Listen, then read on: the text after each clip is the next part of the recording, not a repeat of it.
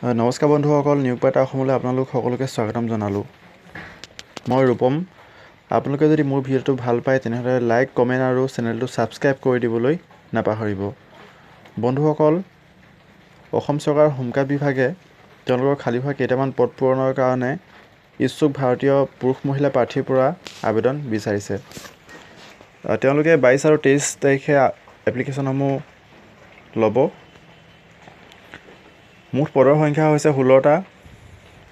UR আছে 8টা, OBC MOBC আছে 4টা, SC আছে 1টা, STP আছে 2টা, STH আছে 1টা। দৰমহা 12,000 পৰা আৰম্ভ হ'ব 37,500লৈকে আৰু গেট পে থাকিব 3,900 টকা।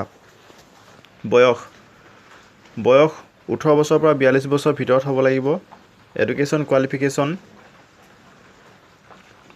মিনিমাম এডুকেশ্যন কোৱালিফিকেশ্যন 8 পাছ হ'ব লাগিব।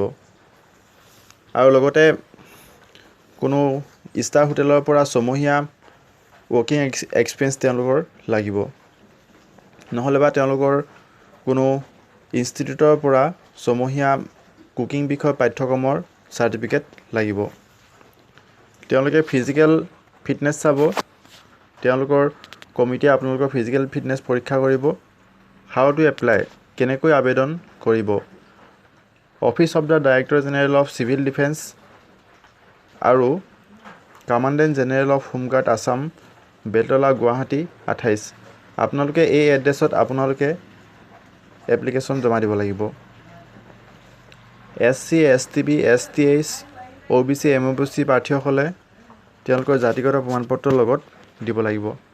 আৰু লগত আপোনালোকে 2 কপি পাছপোৰ্ট চাইজৰ ফটো দিব লাগিব। 1 কপি ফৰ্মৰ লগত আৰু আন কপি খাৰ্মৰ লগত ভিতৰত ভৰাই দিব লাগিব। আৰু তেওঁলোকে চিলেক্টেড কেণ্ডিডেটক তেওঁলোকে ফিজিকেল ফিটনেছ পৰীক্ষা ল'ব। বন্ধুসকল, যদি আপোনালোকে মোৰ ভিডিঅ'টো ভাল পালে তেনেহ'লে লাইক, কমেণ্ট আৰু ছাবস্ক্ৰাইব কৰিবলৈ নাপাহৰিব।